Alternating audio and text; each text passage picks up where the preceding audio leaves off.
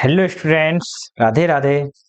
कक्षा 12 की एक और वीडियो में आप लोगों का स्वागत है। ठीक है, तो जैसा कि आप लोगों को पता है, हम लोग यहाँ पर इम्पोर्टेंट टॉपिक्स डिस्कस कर रहे हैं।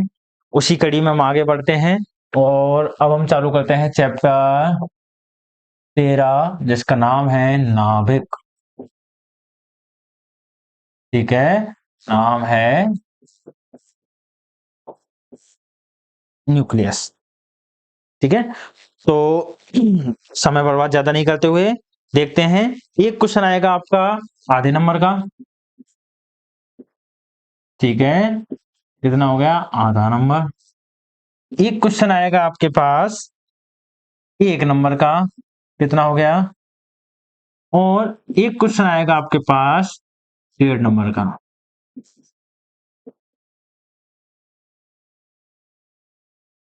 तो यहां से आपका इस तरह से ये 3 नंबर कंप्लीट होते हैं।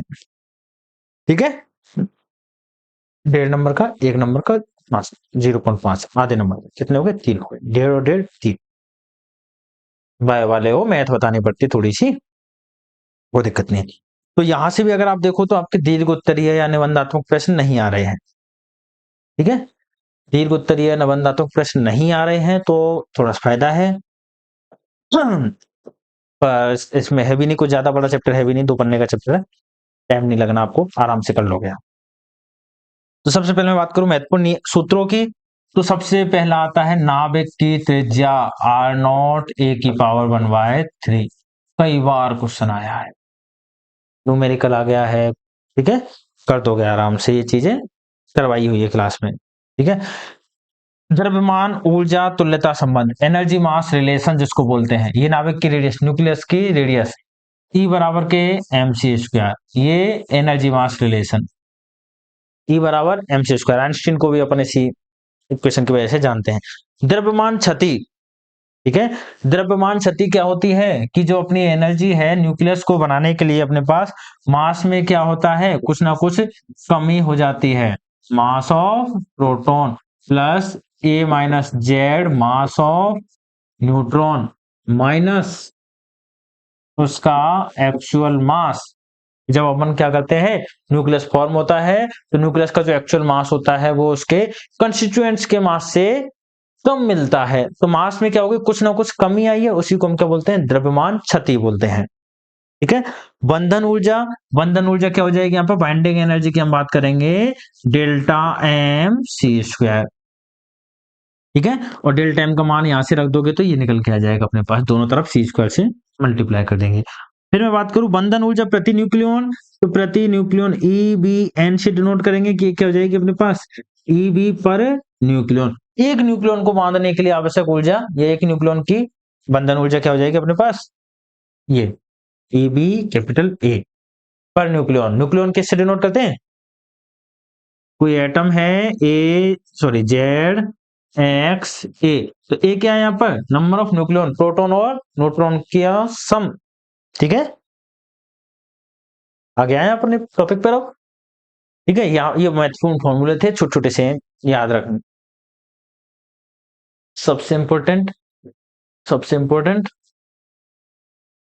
ये याद है तो इनमें तो कोई दिक्कत होगी नहीं, पर ये दो तो याद होने ही चाहिए। ठीक है, हाँ। अब आते अपने अगले टॉपिक पर, महत्वपूर्ण नियम एवं सिद्धांत। पहला क्या कहता है? नाभिक की खोज रदरफोर्ड ने अपने प्रसिद्ध स्वर्ण पत्र प्रयोग में की। पिछले चैप्टर में अभी देखा था अपन ने कि नाभिक की खोज किसने की थी? रदरफोर्ड ने की थी। इसने एक अल्फा स्कैटरिंग एक्सपेरिमेंट लिया था, जिसके बारे में अपन ने डिटेल में पढ़ा है। इंपोर्टेंट टॉपिक डिस्कस कर रहे हैं, वहां भी हमने डिटेल में उसको पढ़ लिया। नाभिक में उपस्थित कणों को न्यूक्लियन कहते हैं, मैंने टेस्ट में दिया था। सॉरी, अर्धवार्षिक में आया था ये तो। न्यूक्लियन किसे कहते हैं? नाभिक में उपस्थित कणों को न्यूक्लियन कहते हैं। कौन कौन से होते हैं? प्रोटॉन तथा न्यूट्रॉनों को संयुक्त रूप से न्यूक्लियन कहा जाता है। ठीक है, परमाणुविक स्तर पर द्रव्यमान के मापन के लिए परमाणुविक द्रव्यमान इकाई का, AMU का, एटॉमिक लेवल पे नापोगे तो एटॉमिक मास यूनिट का उपयोग करते हैं। ठीक है, कार्बन 12 परमाणु के 1/12 भाग को 1U से परिभाषित किया जाता है। 1U की परिभाषा क्या है? C12 के द्रव्यमान का 1/12 भाग। ठीक है, दिख रहा है, हाँ दिख रहा है। C12 परमाणु के 1/12 भाग, ये डेफिनेशन है छोटी छोटी सी। एक ही तत्व के, अच्छा अब देखो आइसोटॉप की परिभाषा दे रखी है आपको कि एक ही तत्व के परमाणु के नाभिक में न्यूट्रॉनों की संख्या अलग अलग हो, समस्थानिक कहलाते हैं।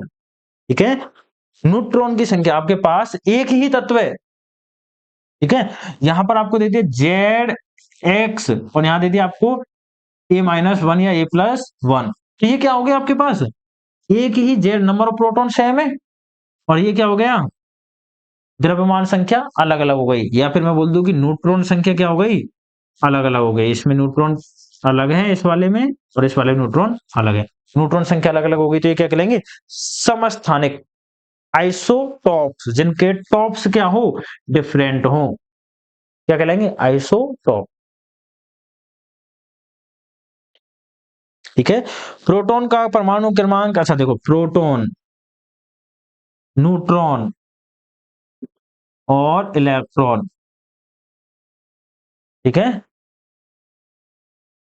देखो यहां से ये बात कह रहे हैं कि प्रोटॉन का परमाणु क्रमांक कितना होता है, परमाणु क्रमांक कैसे लिखते हो, जेड, द्रव्यमान संख्या कैसे लिखते हो, ऊपर ए, तो परमाणु क्रमांक प्रोटॉन का कितना है 1, द्रव्यमान संख्या 1, न्यूट्रॉन का 0, द्रव्यमान संख्या 1, इलेक्ट्रॉन का परमाणु क्रमांक -1, द्रव्यमान संख्या 0। ठीक है, तो ये आपको इसने दे रखा है, मैंने एक बार रिप्रेजेंटेशन करके सीधा दिखा दिया है। ठीक है, न्यूट्रॉन की खोज किसने की थी, जेम्स चैडविक ने की थी। न्यूट्रॉन कैसा है, उदासीन कण है। न्यूट्रॉन में न्यूट्रॉन नाभिक में न्यूट्रॉन पर्याप्त स्थायी होता है, जबकि नाभिक के बाहर, हाँ, न्यूट्रॉन जो है नाभिक के बाहर सिर्फ और सिर्फ 1000 सेकंड, कितना होता है 1000 सेकंड आपके पास, लगभग लगभग 17 मिनट, 60 से गुना कर लोगे सेकंड आ जाएंगे, या फिर इसमें 60 का भाग दे दोगे मिनट आ जाएगा। तो कितना स्थायी होता है ये, नाभिक के बाहर न्यूट्रॉन 17 मिनट स्थायी रहेगा, उसके बाद आपको न्यूट्रॉन नहीं दिखेगा, जबकि नाभिक के अंदर न्यूट्रॉन आपका स्थायी कण है, नाभिक के बाहर स्थायी कण नहीं होता है। न्यूट्रॉन नाभिक के बाहर स्थायी कण नहीं होता है, इस चीज का ध्यान रखना है। उदासीन होने के कारण अनेक नाभिक विखंडन अभिक्रियाओं में प्रेरक के रूप में उपयोग किया जाता है। विखंडन अभिक्रियाएं हैं, अगर कोई चार्ज पार्टिकल वहां पर लेते हो तो वो क्या होता है, मोशन करेगा, एनर्जी रिलीज करेगा, पढ़ा है ना हमने। एक कण, एक आवेशित कण क्या करता है, गति करता है, तो वो क्या उत्पन्न करता है, वहां पर विद्युत चुंबकीय तरंगे उत्सर्जित करता है। ठीक है, एक आवेशित कण अगर गति करता है, असमान वेग से गति करता है, तो विद्युत चुंबकीय तरंगे गति करेगा, उत्पन्न करेगा, और अगर वो एक समान वेग से भी गति करेगा तो विद्युत चुंबकीय क्षेत्रों को उत्पन्न करता है, जानते हैं ये चीज हम।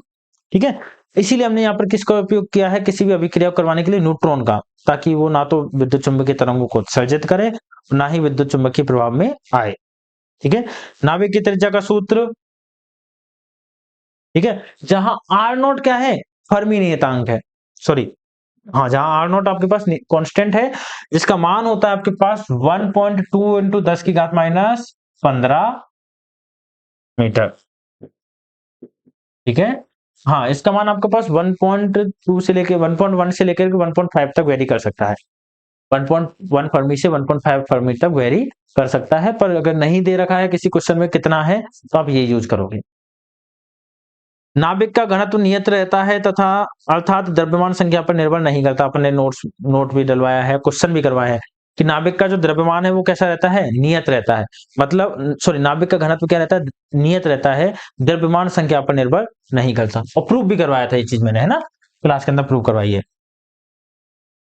कितनी भी तो विभिन्न नाभिकों का घनत्व का अनुपात, हाँ, अब देखो नाभिक का जो घनत्व नियत है, तो आपको बोल दिया कि भैया एक नाभिक है हाइड्रोजन, दूसरा नाभिक है यूरेनियम, इनके घनत्व का अनुपात बताओ, जब द्रव्यमान संख्या पर निर्भर कर ही नहीं रहा, तो इनके घनत्व का अनुपात कितना आएगा, ठीक है, 1 आ जाएगा। आइंस्टीन के अनुसार एनर्जी मास रिलेशन E बराबर mc² होता है। 1U को द्रव्यमान में कुल ऊर्जा, 1U को चेंज करते हैं 931.5 मेगा इलेक्ट्रॉन वोल्ट आती है। ठीक है, प्रूव करवाइए, नोट्स में है अपने में। नाभिक सैद्धांतिक द्रव्यमान इसके प्रेक्षित द्रव्यमान से हमेशा ज्यादा होता है। द्रव्यमानों के इस अंतर को द्रव्यमान शक्ति कहते हैं। ये रहा अपने पास, ठीक है। नाभिक का जो एक्चुअल द्रव्यमान है उसके सैद्धांतिक द्रव्यमान से क्या आता है, हमेशा कम आता है। तो द्रव्यमान में हुई इस कमी को क्या कहते हैं, द्रव्यमान क्षति कहते हैं। द्रव्यमान क्षति के तुल्य ऊर्जा को बंधन ऊर्जा कहते हैं। बताइए, द्रव्यमान क्षति के तुल्य ऊर्जा बंधन ऊर्जा है। नाभिक को उसके न्यूक्लियन में विभक्त करने के लिए आवश्यक ऊर्जा को बंधन ऊर्जा कहते हैं। छोड़ो, नाभिक को उसके न्यूक्लियन में विभक्त करने के लिए आवश्यक ऊर्जा, ठीक है। बंधन ऊर्जा तो द्रव्यमान प्रति न्यूक्लियन बंधन ऊर्जा कहलाता है। अब बता रखी है अभी अपन ने थोड़ी देर पहले ही। हाँ, प्रति न्यूक्लियन बंधन ऊर्जा के नाभिक के स्थायित्व को व्यक्त करती है। ये किसको व्यक्त करती है, नाभिक के स्थायित्व को। किसकी है सबसे ज्यादा, Fe56।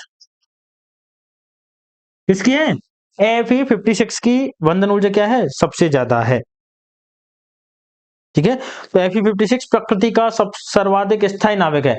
इसकी प्रति न्यूक्लियन बंधन ऊर्जा का मान सर्वाधिक होता है, ठीक है। भारी नाभिक जिनके लिए प्रति न्यूक्लियन बंधन ऊर्जा का मान कम होता है, नाभिक के विखंडन द्वारा स्थायित्व प्राप्त करते हैं। जो अगर तुमने स्थायित्व वाला ग्राफ देखा हो, कुछ इस तरह का ग्राफ आता है,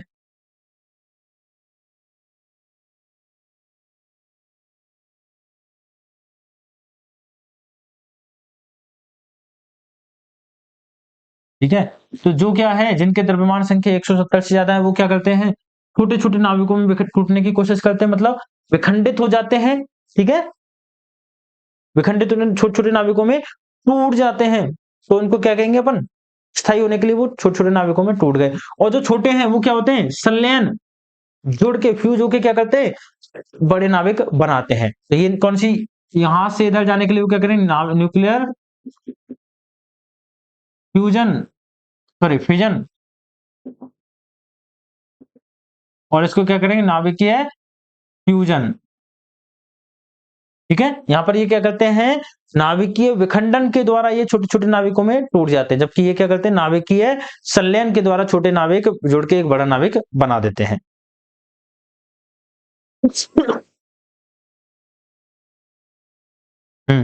हल्के नाभिक जिनके लिए प्रति न्यूक्लियन बंधन ऊर्जा का मान कम होता है, काम नहीं कम होता है, नाभिकीय संलयन द्वारा स्थायित्व को प्राप्त करता भी बोला है अपन ने, है ना।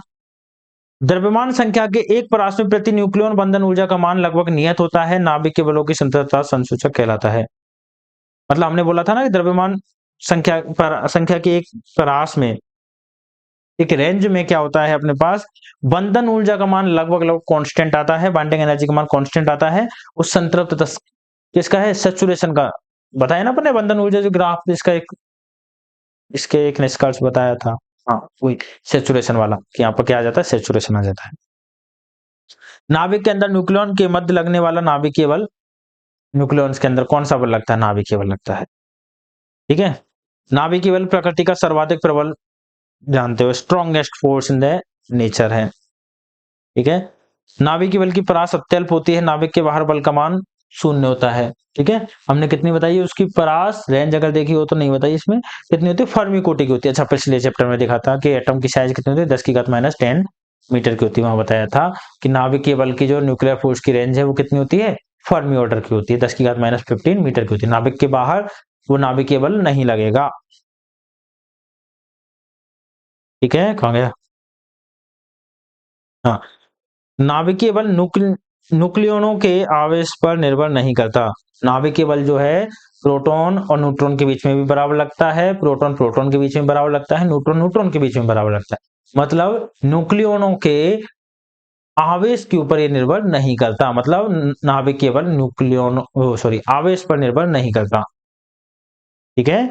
अगला दे रखा है, नाभिकीय बल संतृप्त प्रकृति के होते हैं, अभी बताया अपन ने संतृप्तता के लिए, संतृप्त प्रकृति के होते हैं, सैचुरेशन नेचर होती है इनकी, है ना, सैचुरेट हो जाते हैं। नाभिक केवल आकर्षण एवं प्रतिकर्षण दोनों प्रकृति, नहीं नहीं नहीं नहीं, नहीं गलत है ये। नाभिक केवल केवल और केवल आकर्षण प्रकृति के होते हैं। अगर प्रतिकर्षण प्रकृति भी होती है इनके पास, तो ये क्या करते हैं, नाभिक केवल अपने पास प्रोटॉन प्रोटॉन के बीच में रिपल्सन कर देते हैं, ठीक है। नाभिकीय बल कैसे होते हैं, सिर्फ और सिर्फ कैसे होते हैं, अट्रैक्टिव नेचर के होते हैं, रिपल्सन नेचर के नहीं होते। ये थोड़ा सा यहाँ पर करेक्शन कर लेना। अस्थायी नाविकों में स्वतः अल्फा बीटा गामा कणों का उत्सर्जन होना नाभिकीय रेडियो सक्रियता कहलाता है। रेडियो एक्टिविटी पढ़ी थी अपने, अल्फा बीटा गामा डी के होते रहते हैं, ठीक है। अल्फा कण क्या होते हैं? हीलियम के नाभिक होते हैं। नहीं यार, ये अल्फा कण मैंने पिछले चैप्टर में भी बताया है। हाँ, हीलियम के नाभिक बोल सकते हो, पर होते क्या है? High energy positively charge particle होते हैं। अगर ऑप्शन में दोनों चीजें दे रखी हो तो किस पे टिक करोगे? High energy positively charge particle पे टिक करोगे। हाँ, अगर उसमें नहीं है तो हीलियम पार्टिकल पे टिक कर सकते हो, ठीक है। बीटा कण तीव्र गति से चलते हैं, इलेक्ट्रॉन तथा पॉजिट्रॉन है। बीटा कण क्या है? इलेक्ट्रॉन और पॉजिट्रॉन अपन ने बताए हैं, अल्फा बीटा गामा डी के। गामा विद्युत चुंबकीय तरंग होती है। गामा कण यहाँ से एच म्यू फोटोन निकलता है अपने पास, एनर्जी का रिलीज करते हैं, तो क्या है? विद्युत चुंबकीय तरंगे होती हैं ये। नाभिक स्थायित्व प्राप्त करने के लिए विखंडन और संलयन दोनों, फ्यूजन और फिजन दोनों रिएक्शंस करते हैं। नाभिक के संलयन एवं विखंडन अभिक्रिया में द्रव्यमान क्षति के कारण अत्यधिक मात्रा में ऊर्जा मुक्त होती है। क्या कह रहे हैं यहाँ पर? फिजन और फ्यूजन में क्या होते हैं? यहाँ पर द्रव्यमान क्षति मास में क्या होता है? कुछ ना कुछ यहाँ पर कमी आती है, जिससे क्या होती है? यहाँ पर एनर्जी, बहुत सारे tremendous amount of energy release होती है, ठीक है। संलयन और ये कैसी है अभिक्रियाएं? नाभिकीय संलयन और विखंडन ऊष्माक्षेपीय अभिक्रिया होती है। ऊष्माक्षेपीय मतलब एक्सोथर्मिक, यहाँ से हीट क्या होती है? रिलीज होती रहती है। नाभिकीय विखंडन में लगभग 200 मेगा इलेक्ट्रॉन वोल्ट के आसपास ऊर्जा रिलीज होती है, एनर्जी रिलीज होती है नाभिकीय विखंडन के अंदर।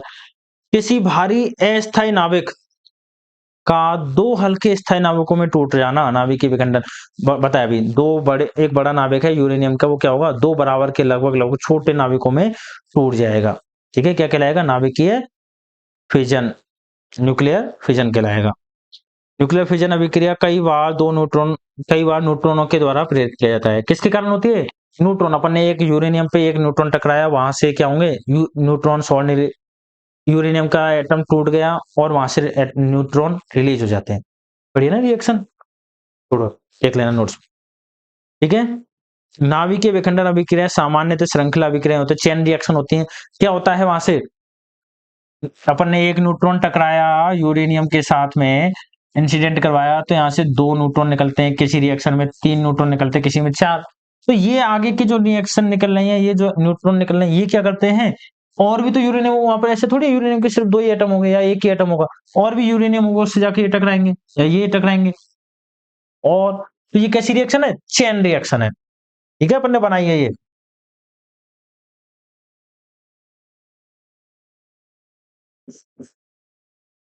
ये वाला कुछ ऐसा अपन ने बनाया है। फिर यहाँ से 3 रिलीज होंगे, वो क्या करेंगे? आगे के तीनों को, वो मूवी देखिए, थैंक यू मत बोलो, आगे 3 लोगों की मदद करना, फिर वो 3 लोग आगे तीनों की मदद करेंगे। फिर वही एक न्यूट्रॉन रिलीज हुआ, वो न्यूट्रॉन आगे यूरेनियम को रिलीज करेगा, मतलब यूरेनियम के साथ रिएक्शन करके और 3 न्यूट्रॉन रिलीज करेगा, फिर वो और 3 न्यूट्रॉन रिलीज करेगा, और धीरे धीरे करके स्वाहा।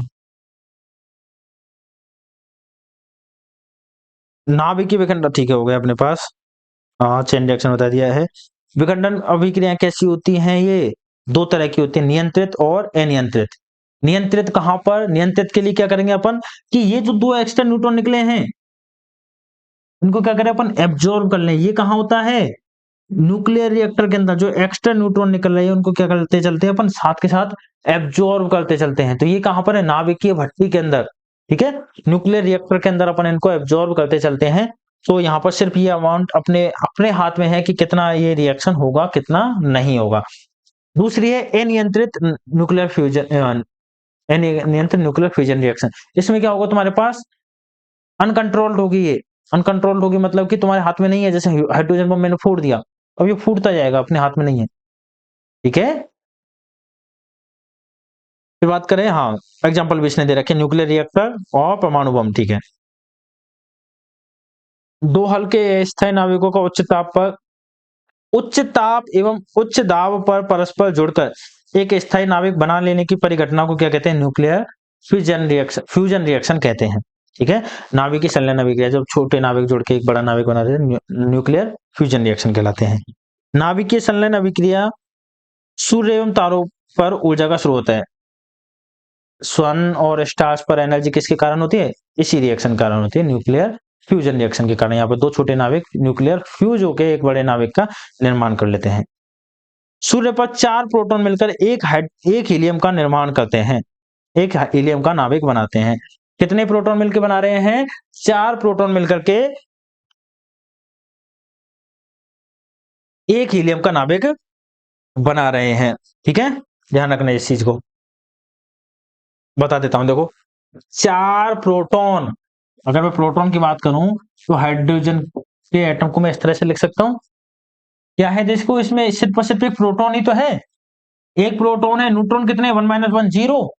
ठीक है, तो अगर मैं इस तरह से लिखूं और इस तरह से लिखूं, एक ही तो बात है। तो 4 हाइड्रोजन मिलकर क्या बना रहे हैं? एक हीलियम का निर्माण कर रहे हैं। ठीक है, नाभिक की संलयन अभिक्रिया में नाभिक के विखंडन की ज्यादा ऊर्जा मुक्त होती है। किसमें एनर्जी ज्यादा रिलीज होती है? न्यूक्लियर फ्यूजन में। इसके मुकाबले न्यूक्लियर फिजन के मुकाबले। ठीक है, याद रखना इस चीज को। क्वेश्चन पर आते हैं। ठीक है, तो 20 मिनट 21 मिनट बाद आप लोग क्या करोगे? 21 मिनट तक आप लोग स्किप कर दोगे। ठीक है, मैं टाइम स्टैम्प डाल दूंगा स्टार्टिंग में, पिछली वाली वीडियो की तरह। ठीक है, हाँ ठीक है, चालू करें। वस्तुनिष्ठ प्रश्न, पहला क्वेश्चन, परमाणु के नाभिक के कण होते हैं, नाभिक में कौन कौन होते हैं? ऑप्शन नंबर बी, प्रोटॉन और न्यूट्रॉन। जानते हो सभी। न्यूट्रॉन की खोज किसने की थी? जेम्स चैडविक ने। हाँ, नाभिक की द्रव्यमान संख्या क्या होगी? सदैव परमाणु संख्या से कम होती है। द्रव्यमान संख्या क्या सदैव परमाणु संख्या से कम होती है? नहीं, द्रव्यमान संख्या क्या होगी? परमाणु संख्या से ज्यादा ही होगी। ठीक है, दूसरा क्या कह रहा है? सदैव परमाणु संख्या से अधिक रहती है। सदैव परमाणु संख्या से अधिक रहती, परमाणु क्रमांक से अधिक रहती है? नहीं, ये देखो 1h1 बराबर भी रहती है ना। तीसरा ऑप्शन, सदैव परमाणु संख्या के समान होती है। सदैव तो समान नहीं होती। यूरेनियम का देख लो, एपी का देख लो, कितना होता है? 28, 2856 ज्यादा ही है। हीलियम का देख लो 2He4। ठीक है, हाइड्रोजन का कितना? 1H1। ठीक है, तो यहां पर देखो अगला ऑप्शन, कभी परमाणु संख्या से अधिक, परमाणु क्रमांक से अधिक, और कभी समान होती है। हाँ, कभी तो अधिक होती है, कभी समान होती है। ऑप्शन नंबर डी आपका सही है। नाभिक के आकार की कोटि होती है, नाभिक का आकार कितनी कोटि का होता है? 10⁻15 मीटर। नाभिक की साइज इसी कोटि की होती है। निम्नलिखित में से कौन से युग्म संभारक है? कौन सा आइसोबार है? आइसोबार क्या होते हैं? जिनके टॉप्स क्या हो? सेम हो, ए क्या हो? सेम हो, और नंबर ऑफ प्रोटॉन तुम्हारे पास क्या हो? डिफरेंट हो। देख लो कौन सा है, क्या 1H पहला है, दूसरा है, तीसरा है, चौथा है? देखो खुद ही, कौन सा जाएगा? चौथा। जिनके टॉप्स क्या हैं? समान है।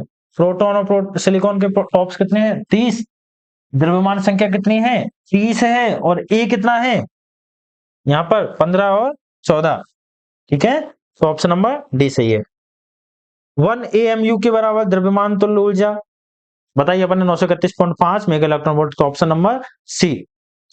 हीलियम के नाभिक में होते हैं, हीलियम का नाभिक 2He4 क्या है? 2 तो प्रोटॉन है प्लस 2 न्यूट्रॉन है। कौन सा ऑप्शन सही है? Option number C. नाभिक की परमाणु संख्या Z है एवं द्रव्यमान संख्या कैपिटल M है, तो न्यूट्रॉन संख्या क्या होगी? क्या होगी? M - Z, न्यूट्रॉन संख्या। Option number A. नाभिक के अंदर प्रोटॉन तथा न्यूट्रॉनों के बीच में बल कौन सा कार्यरत है?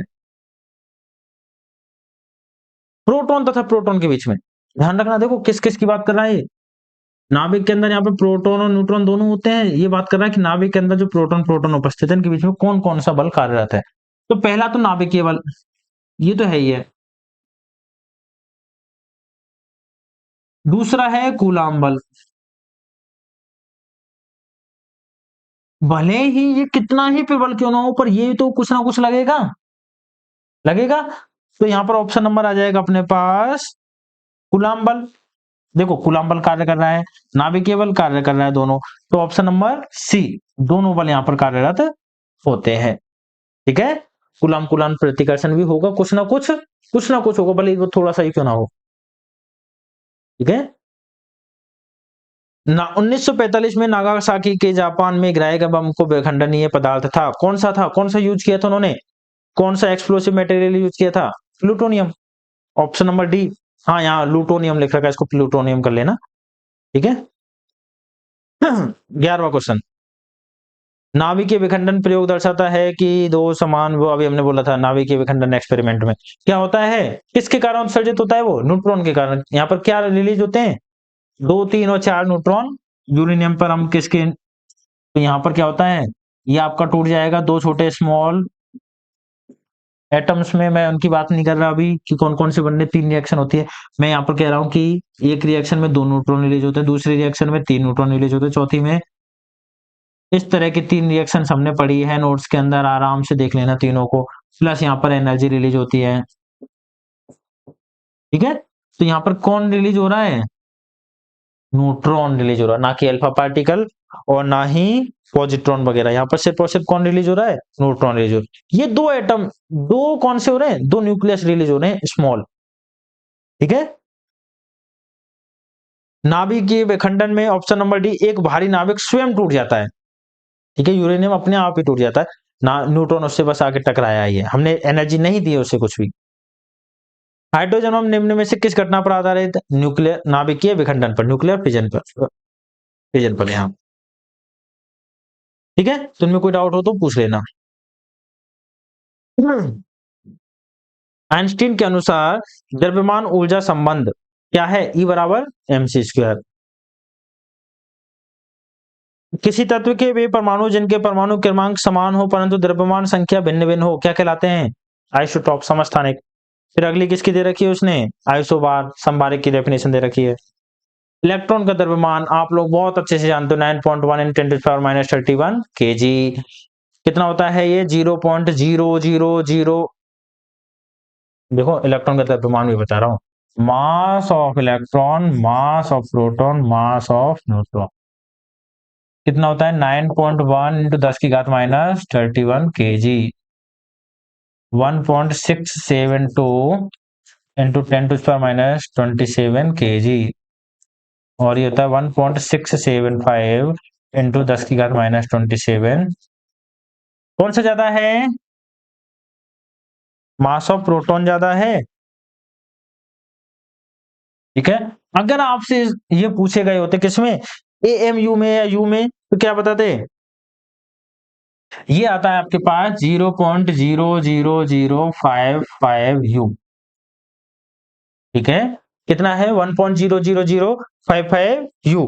फिर आपके पास आता है 1.0072। ठीक है 1.727 U, ये 4 नहीं है, U है।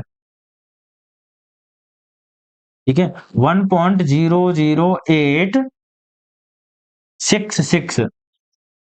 हालांकि याद रखने की जरूरत नहीं है, न्यूमेरिकल्स में ये दे के रखेगा, पर 2-3 मान ये एक्स्ट्रा याद रख लोगे तो कोई दिक्कत नहीं होगी। कन्वर्ट करने की 931.5 से गुना करने की आपको टेंशन खत्म हो जाएगी। ये तो है, इसको अगर 931.5 से गुना कर दो तो ये आ जाएगा। ठीक है तो छोड़ो ना, फिर उसे लखनऊ यू में कन्वर्ट करोगे, छोड़ो। ठीक है एक भारी नाभिक का 2 हल्के नाभिकों में टूटना विखंडन कहलाता है, फिजन कहलाता है। ठीक है वह प्रक्रिया 2 या 2 से अधिक संलयन कहलाता है, 2 या 2 से अधिक नाभिक आके जुड़ रहे हैं, संलयन कहलाएगा, फ्यूजन कहलाएगा। एक हीलियम परमाणु को 4 हाइड्रोजन परमाणु मिलकर बनाते हैं, है ना शिवरी, 4 आवेश नहीं होते बेटा, 6.25 कूलाम में, एक कूलाम के अंदर 4, हाँ एक कूलाम के अंदर 4 इलेक्ट्रॉन्स नहीं होते। हाँ पर इसका आंसर जरूर 4 लग सकता है कि एक हीलियम परमाणु को 4 हाइड्रोजन परमाणु मिलकर बनाते हैं। ठीक है अगला क्वेश्चन, दो नाविकों की त्रिज्याओं का अनुपात 1:2 है, द्रव्यमान संख्याओं का अनुपात ज्ञात करो। आराम से कर दोगे। R1 कितना दे रखा है, R कितना होता है, R0 a⁻1/3। अगर अनुपात वाले क्वेश्चन आए तो तुम ये भी नहीं करोगे, कर सकते हो। यहां से मैं अगर बात करूं R1 कितना दे रखा है, R1 प्रोपोर्शनल हो जाएगा किसके, A1 की पावर 1/3, R2 प्रोपोर्शनल हो जाएगा किसके, A2 की पावर 1/3, डिवाइड कर दोगे दोनों का तो यहाँ से समानुपाती नियतांक आएगा, सेम ही आएगा, कैंसिल हो जाएगा। तो R1 बटे R2 किसके बराबर हो जाएगा, A1 की बटे A2 की पावर 1/3 के। इसका मान कितना दे रखा है, 1/2। इसका मान A1 बटे A2 की पावर, दोनों तरफ क्यूब कर दो तो कितना आ जाएगा, A1 बटे A2 बराबर के, क्यूब किया तो 1/, A1 रेशो A2 कितना आ जाएगा, 1 रेशो, ठीक है, द्रव्यमान संख्याओं का अनुपात आ गया। आइंस्टीन का द्रव्यमान ऊर्जा संबंध E बराबर mc² लिख ही दोगे। 1 ग्राम में क्या कह रहा है, 1 ग्राम को किस में चेंज करना है, समतुल्य ऊर्जा निकालनी है। 1 ग्राम कितना हो जाएगा, 10⁻³ केजी। E बराबर क्या होता है, mc², मास कितना दे रखा है, 10⁻³ ही कितना होता है, 3 × 10⁸ स्क्वायर, ये कितना हो जाएगा, 10⁻³ 3 का स्क्वायर 9 और इसका स्क्वायर 10⁻16। तो यहां से कितना आ जाएगा आपके पास, 1 ग्राम में कितनी एनर्जी आएगी तुम्हारे पास, E बराबर के 9 × 10⁻13 और यूनिट लगा दोगे इसके पीछे जूल। ठीक है, अगला क्वेश्चन, नाभिकीय बल से आपका क्या आस है, नाभिकीय बल बहुत अच्छे से पढ़ाया, पढ़ कर दोगे इसको तो, है ना। एक नाभिकीय स्थितिज ऊर्जा और उसके बीच में ग्राफ बनाना है, ठीक है, स्थितिज ऊर्जा और दूरी के साथ में ग्राफ बनाना है। ये डिस्टेंस है, ये आपके पास पोटेंशियल एनर्जी है, कुछ इस तरह का ग्राफ नोट्स में बनवाया है। ये इक्विलिब्रियम पोजीशन आ जाएगी और ये दूरी बढ़ने पर ये आपके पास ग्राफ निकल के आ जाएगा, बनवाया हुआ है, देख लेना, वहां से पढ़ लेना इसको, है ना। समतल प्रतापी वगैरह सारी चीजें यही आ जाती है। नाभिकीय बल के कोई भी दो अभिलक्षण लिखिए, लिख दोगे यहाँ, ठीक है। घनत्व लगभग स्थिर रहता है, वही चीज आगे वापस से मैंने बोला था, आर की पावर, आर बराबर के R0 A की पावर 1/3 दे रखा है आपको, और घनत्व निकालना है, निकाल देना आराम से, है ना, प्रूव करवाया अपन ने। द्रव्यमान क्षति किसे कहते हैं, कर दोगे इस क्वेश्चन को। नाभिकीय विखंडन अभिक्रिया को परिभाषित कीजिए, कर दोगे। विखंडन के उत्सर्जित ऊर्जा का अनुमान बताइए, बताया है अभी अपन ने। दीर्घ उत्तरीय क्वेश्चंस में नाभिकीय संलयन अभिक्रिया को परिभाषित कीजिए, कर दोगे। प्रोटॉन प्रोटॉन चक्कर के समीकरण लिख दोगे। नाभिकीय संलयन विखंडन ऊर्जा में अंतर लिखिए, लिख दोगे। द्रव्यमान क्षति बताई दोगे। सूर्य में होने वाले प्रोटॉन प्रोटॉन चक्र को समझाइए, प्रोटॉन प्रोटॉन चक्र देख लेना, सूर्य के अंदर क्या हो रहा है वो बता दोगे आप। इस अभिक्रिया को नियंत्रित किया जा सकता है, नहीं किया जा सकता, क्यों क्यों नहीं कर सकते, इसको बता देना, है ना, लिख रखा है आराम से। न्यूट्रॉन की खोज किस प्रकार से हुई थी, न्यूट्रॉन की खोज किसने की थी, जेम्स चैडविक ने की थी। कब की थी, 1932 में की थी। एक रिएक्शन दी थी इसने, कौन सी, अल्फा पार्टिकल टक्कर करवाई थी, किसके साथ, बेरिलियम के साथ में, ठीक है। एक रिएक्शन दी थी बेरिलियम, क्या होता है बेरिलियम का आपके पास है ही, लेवी वैक्या 4 9, इसके साथ टक्कर करवाए 2He4, 4 और 2 यहाँ से कितने हो गए, 6, 9 4 13, तो एक 12 C और एक यहाँ से न्यूट्रॉन 0N1 निकल गया था। तो यहाँ से क्या हुआ था, न्यूट्रॉन की खोज की गई थी, और न्यूट्रॉन के बारे में आप लोग बता दोगे फिर तो। द्रव्यमान शक्ति और बंधन ऊर्जा को समझाइए, वो जो ग्राफ अभी हमने बनाया था स्थायित्व वाला, पीक वाला, वो ग्राफ बना के समझा देना और उसके निष्कर्ष लिख देना। तो यहाँ पे आपका एक और चैप्टर आपका फिनिश होता है। तो अभी तक हमने पहला चैप्टर नंबर 12 एटम और न्यूक्लियस, 3 चैप्टर आपके डिस्कस कर लिए हैं। अगला चैप्टर हम पढ़ेंगे अगली क्लास में। तब तक के लिए पढ़ते रहो, कोई समस्या है तो पूछते रहो।